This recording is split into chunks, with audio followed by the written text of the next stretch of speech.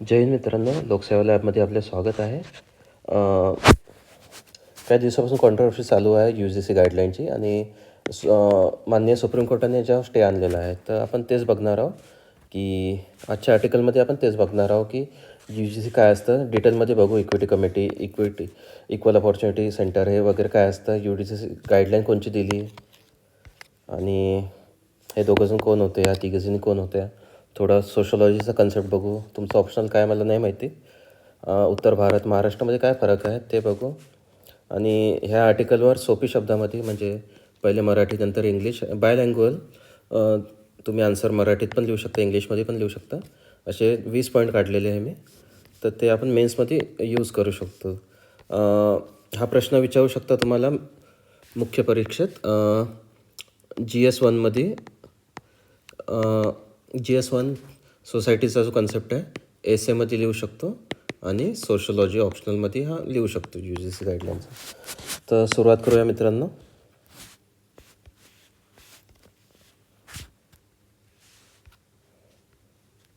Okay.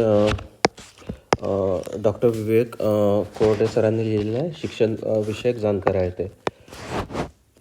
तुम्ही आर्टिकलच वाचा डिटेलमध्ये. खूप चांगलं आर्टिकल आहे. मी तर काढलेले पॉईंट्स त्याचे. पण आर्टिकल बघण्याच्या पहिले आपण हे बघू.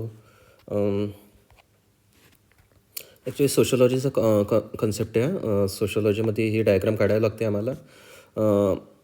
वरती 4 वर्ण आपले ब्राह्मण, क्षत्रिय, वैश्य, शूद्र आणि खाली हा अनटचेबल म्हणजे आत्ताचे SC STमध्ये जे येतात दलित, और आपण त्याला शूद्र, अतिशूद्र असे महात्मा फुलेंनी म्हटले होते. त्यांना अनटचेबल म्हणतो. हे अवर्ण म्हणता यांना, ह्या वर्णामध्ये येत नाही ते सोसायटी आपली अशी विभागलेली आहे. ओके. तर इथं तर माहीत नाही, पण दिल्लीला असे हे चालतं. दिल्लीला जे कॉलेजेस असतात ना, तिथं इलेक्शन चालतात. तर 2 ग्रुप बनलेले असतात, एक लेफ्टवाला एक राईटवाला वगैरे. कट्टरवादी असतात दोन्ही पण. ते आपल्याला त्यात जायचं नाही. पण हे कोण आहे 2016ला ह्याचं नाव आहे रोहित वेमुला. 2016ला हैदराबादमध्ये ह्याच्यात जातीभेद झाला होता. तर ह्याने आत्महत्या केली होती आणि याची पायल तडवी होती. आता बघा मित्रांनो, आपण जे देतो, समजा एंट्रन्स एक्झाम, मला समजा MBBS करायचं और मला फार्मसी करायचं, तर मी एक एंट्रन्स एक्झाम देईन CETला रिझर्वेशन असतं वगैरे. त्या हिशोबाने आपल्याला ती सीट अलाव होती. आणि पण पुढं जे 4 वर्षाचा जो सिलेबस आहे आपला, तो आपल्याला सेम जसा जनरलला आहे तसा SC ST OBCला वगैरे पण तोच सिलेबस असतो. आणि सर्व तसंच कंप्लीट करावं लागतं काहीतरी. म्हणजे जेवढे पासिंग मार्क्स असतात 100पैकी 40 मार्क्स, तर ह्यांना पण तेवढेच मार्क्स लागतात. फक्त जो कॉम्पिटिशन जे असते, म्हणजे रिझर्वेशन जे असतं, ते एंट्रन्समध्ये असतं, एंट्रन्स एक्झामला. बाकी 3 वर्ष ग्रॅज्युएशनचे, 4 वर्ष जे असेल ते ग्रॅज्युएशनचे तसंच करावं लागतं. पण असं होतं मित्रांनो की काही SC ST OBCचे जे विद्यार्थी असतात, ते जेव्हा ॲडमिशन घेतात, तर पहिल्या वर्षी, दुसऱ्या वर्षावर, तिसऱ्या वर्षी त्यांच्यावर म्हणजे भेदभाव होतो जातीवरून, की अमुक जातीचा आहे, हा तमुक जाती, हा खालच्या जातीचा आहे, यांना तर रिझर्वेशन असतं. म्हणजे काही शब्द पण त्यातला वापरता, ह्या जातीविषयक शब्द वगैरे असं तसं. आणि ते त्यांची कंप्लेंट नाही करू शकत. म्हणजे कंप्लेंट केली समजा टीचरकडं, तर म्हणजे आमच्या कॉलेजला व्हायचं कधी, कंप्लेंट केली टीचरकडं, तर जे इंटरनलचे, जे ओरलचे, वायवाचे जे मार्क असतात ते कापतात सर लोक. नाही तर मग विनाकारण कशाला पंगे, विनाकारण असं काहीतरी करतात सर लोक. तर ज्या मुलांवर भेदभाव होतो, जातीय भेदभाव वगैरे होतो, तर ते कंप्लेंट करतच नाही. आणि कंप्लेंट पण केली तर जे युनिव्हर्सिटीवाले असतात, नाही तर जे प्राध्यापक वगैरे असतात,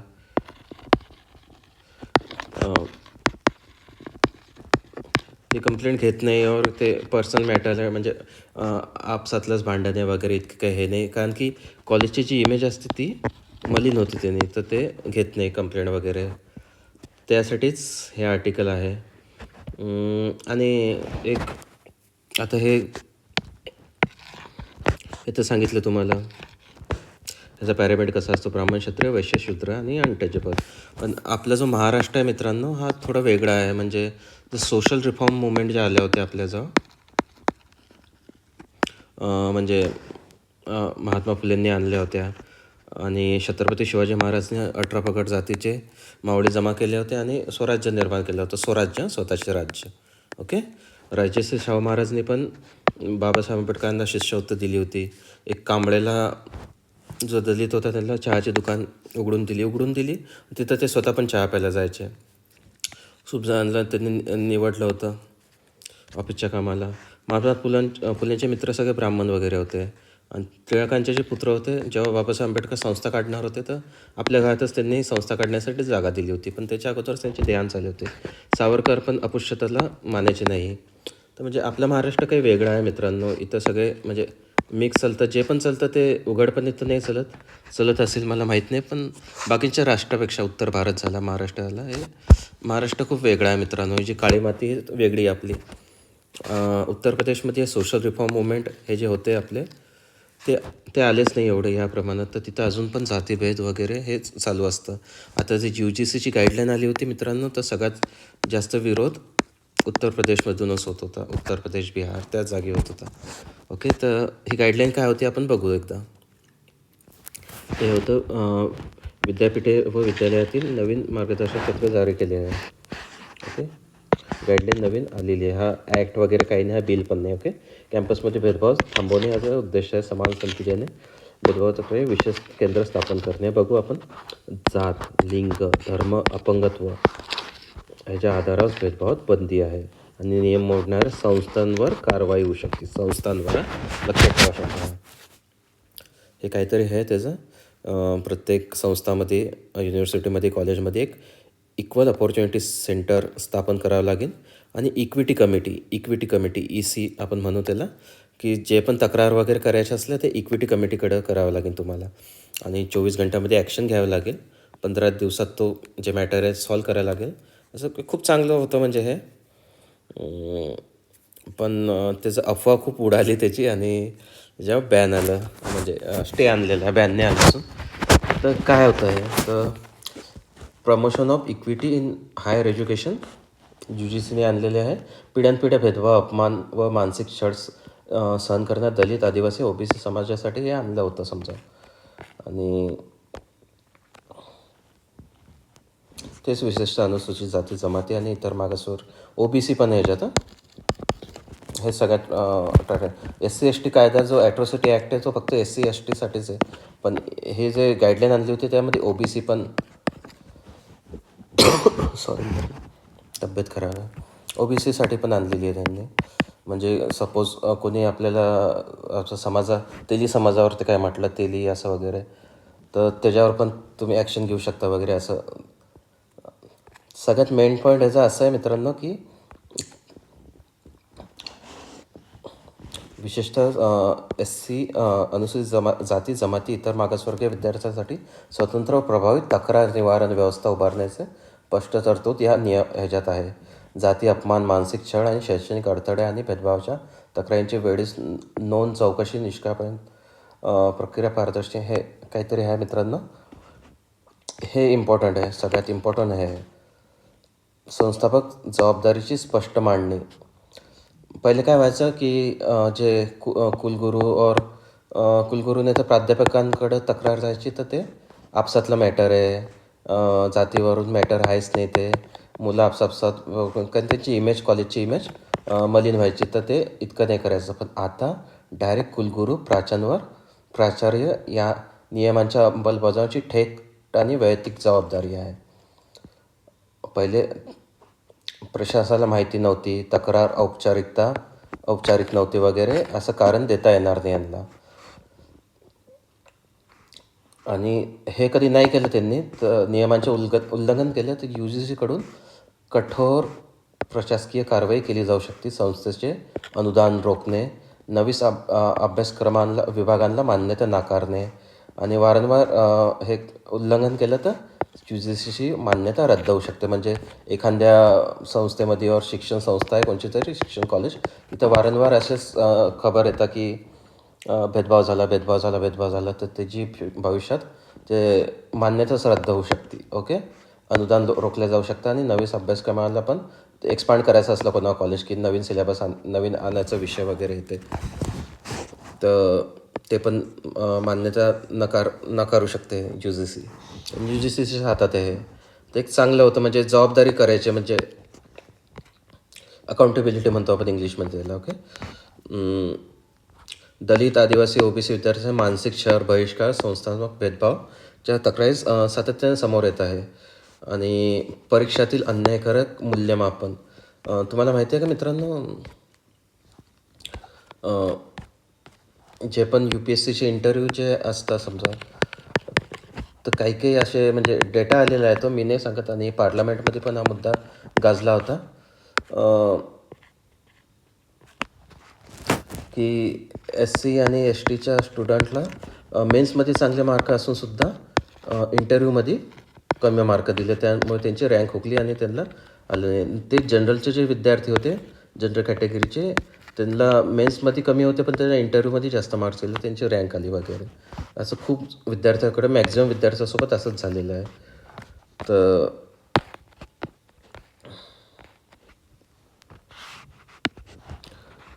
परीक्षेतील अन्यायकारक मूल्यमापन हेच आपण म्हणू.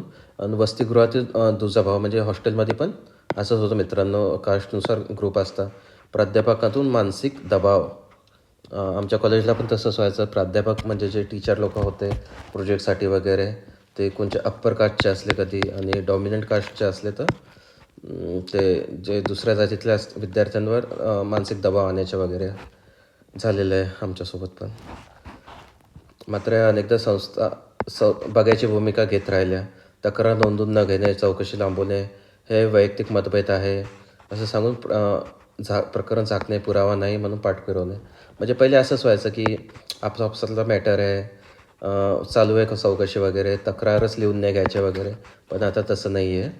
कुलगुरू आणि प्राचार्यांवर थेट वैयक्तिक जबाबदारी घ्यायची. ओके, आणि म्हणजे मेन मुद्दा कॉन्ट्रोवर्शियल का होत आहे, म्हणजे आतापर्यंत तुम्हाला वाटलं असेल की हे चांगलंच आहे, पण कॉन्ट्रोवर्शियल काय होतं तर काही सामान्य प्रवर्गातील विद्यार्थी संघटना आणि गटाकडून घेतला जाणार त्याच्या मते हे नियम प्रामुख्याने SC, ST आणि OBC विद्यार्थ्यासाठीच केंद्रित आहे. आमच्यावर खोट्या तक्रारी दाखल केल्या जातील आणि आमची बाजू मांडण्याची संधी मिळणार नाही, याचा गैरवापर होऊ शकतो.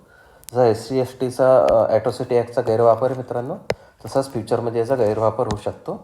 आणि हे फक्त SC, ST, OBCसाठी आहे असं, आणि आम्हाला ह्याच्या खोट्या तक्रारी आमच्यावर दाखल करू शकता असे जे जनरल कॅटेगरीचे मुलं आहेत त्यांचं असं म्हणणं होतं. काही मुलांचं म्हणजे अफवा सोडली होती. हे ह्याला नवीन ॲट्रॉसिटी ॲक्ट असं सोशल मीडियामध्ये आलं होतं. आता ट्विटरमध्ये ट्रेंड चालू होतं 2-3 दिवसापासून, न्यू ॲट्रॉसिटी ॲक्ट, आणि पूर्णपणे जनरल कॅटेगरीच्या विरोधात आहे असे दावे केले आहे.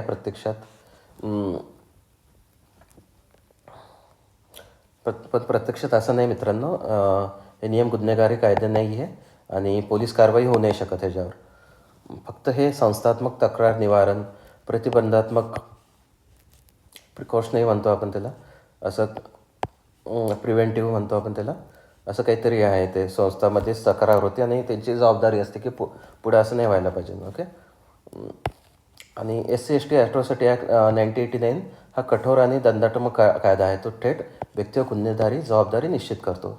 पण UGC नवीन नियमानुसार कोणावर आपोआप FIR होणार नाही, दाखल होणार नाही, थेट पोलीस कारवाईचा आदेश पण दिला जाणार नाही. फक्त ह्याच्यात एवढं आहे की जी पण तक्रार देऊ आपण, विद्यापीठे आणि महाविद्यालय त्या तक्रारीकडे दुर्लक्ष करू शकणार नाही. बस एवढंच आहे. म्हणजे एक रिस्पॉन्सिबिलिटी, एक अकाउंटेबिलिटी म्हणतो आपण, ते होईन ह्याच्यात.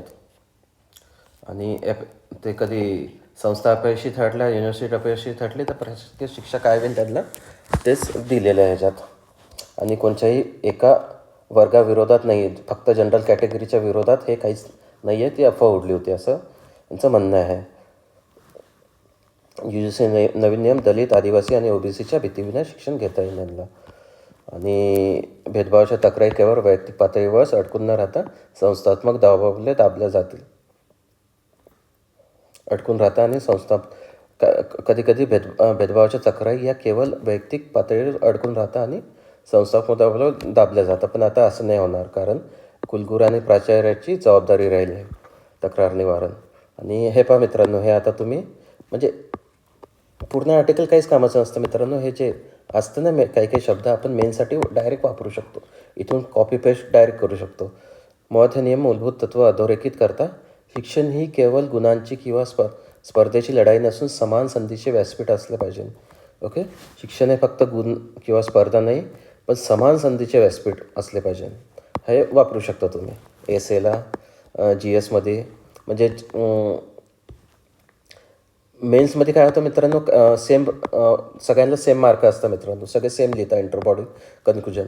पण काही काही गोष्टी अशा असतात, ह्याला 1-2 मार्क आपल्याला बाकीच्या विद्यार्थ्यांपेक्षा जास्त भेटतात, आपली रँक येते. तर 1-2 मार्क इथून येतात मित्रांनो, हे असतात 1-2 मार्क. ओके, असो.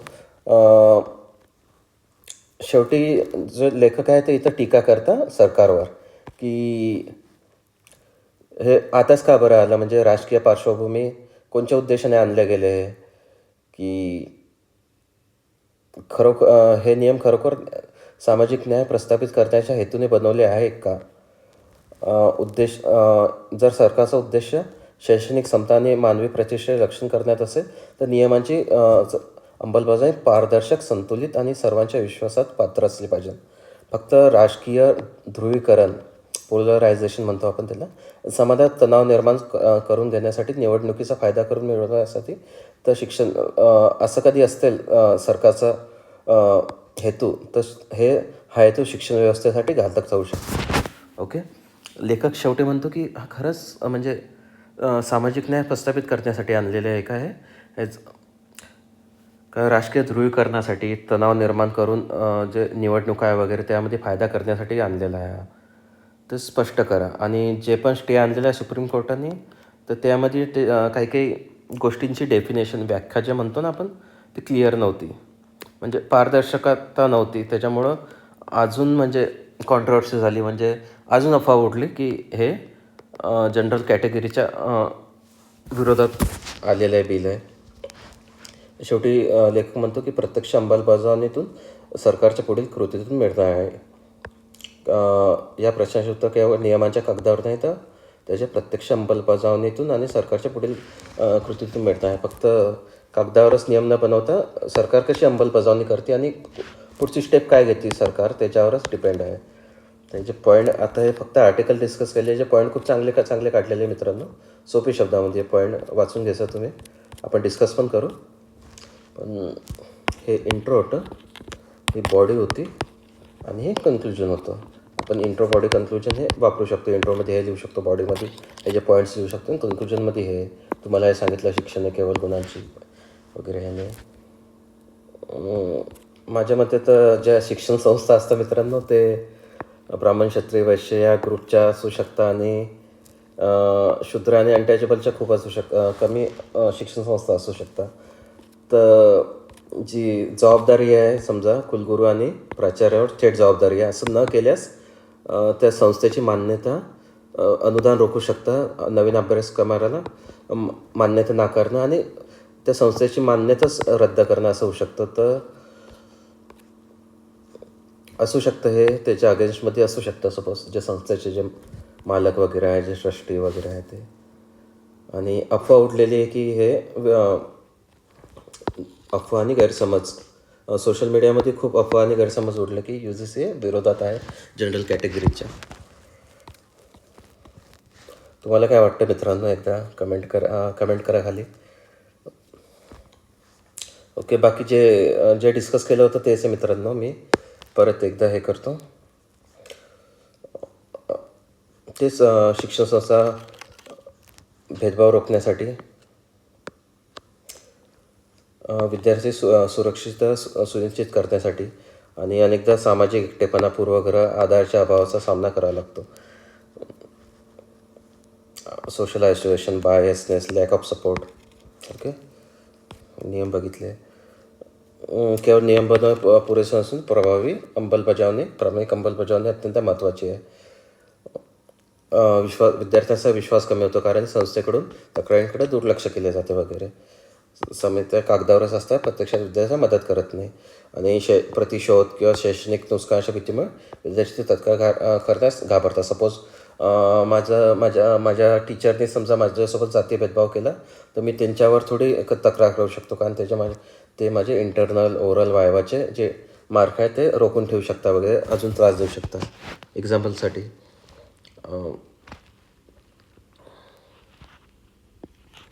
हे पण वापरू शकता. आणि रेफरन्सला खरं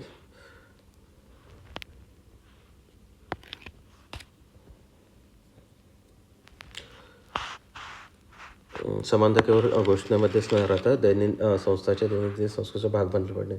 आणि हे चांगले भेदभाव आणि शैक्षणिक तणावामुळे विद्यार्थ्याच्या मानसिक आरोग्यावर गंभीर परिणाम होतो. मित्रांनो, कधी कधी मुलं सुसाईड पण करतात.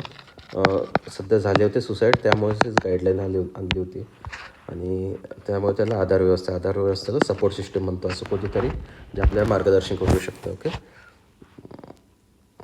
सुरक्षित आणि सन्मानजनक वातावरणामुळे विद्यार्थ्यांना आत्मविश्वास आणि अभ्यासाची प्रेरणा वाढते.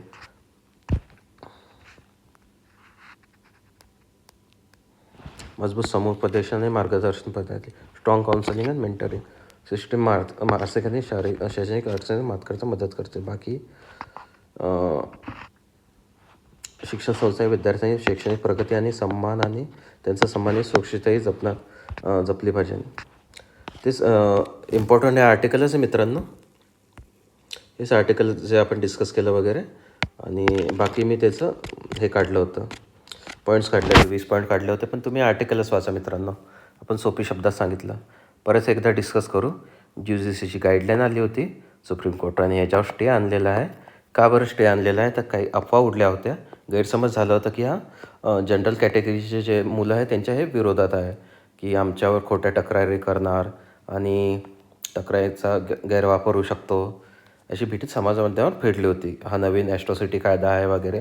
पण असं काहीच नव्हतं मित्रांनो. लेखकाचं म्हणणं आहे की हे अनुसूचित जाती जमाती आणि विशेष मागासवर्गीय म्हणजे इतर मागासवर्गीय OBC वगैरे यांच्यावर जे जातीभेद होतं यांच्यासोबत वगैरे काय बोललं जात असेल वगैरे तर ते तक्रार करू शकता. आणि संस्थात्मक जबाबदारी कुलगुरू आणि प्राचार्य यांच्यावर थेट आणि वैयक्तिक जबाबदारी आहे तक्रारींचं निवारण करण्यासाठी. असं कधी नाही केलं त्यांनी तर संस्थेचे अनुदान रोखू शकते, नवीन अभ्यासक्रमाला मान्यता नाकारू शकते आणि UGC त्या संस्थेची मान्यताच रद्द करू शकते. ओके. आणि बाकी ते बहाणे नाही करू शकत संस्था वगैरे की तक्रार नोंदवून न घेणे, चौकशी लांबवणे, आमच्याकडं काही पुरावाच नाही आहे वगैरे, असं काही सांगू नाही शकत. त्यांना करावीच लागेल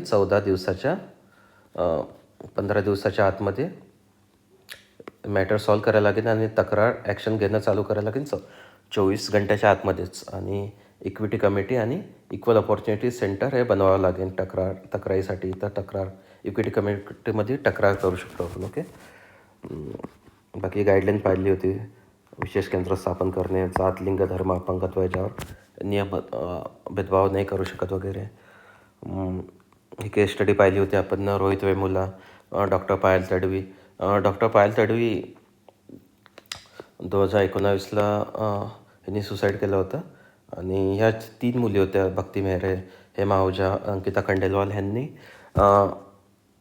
तिला जातीय भेदभाव केला होता तिच्यासोबत, जातीहून बोलायचं वगैरे असं तसं. तर ह्या ताईंनी सुसाईड केलं होतं. आणि मला अजून पण आठवतं 2019ची गोष्ट आहे, मेन्स वगैरे लिहित होतो मी तेव्हा. तिने हातावर ह्या तिघींचं नाव लिहिले होते आणि पोलीस तपासणी करत शेवटची जे पण सुसाईड करतात त्यांची डेट नोट काय असते म्हणजे लिहून काय गेले का वगैरे, तर ते तपास करता पोलीस लोक. तर तिने हातावर लिहिलं होतं का भिंतीवर लिहिलं होतं या तिघींची नावं वगैरे.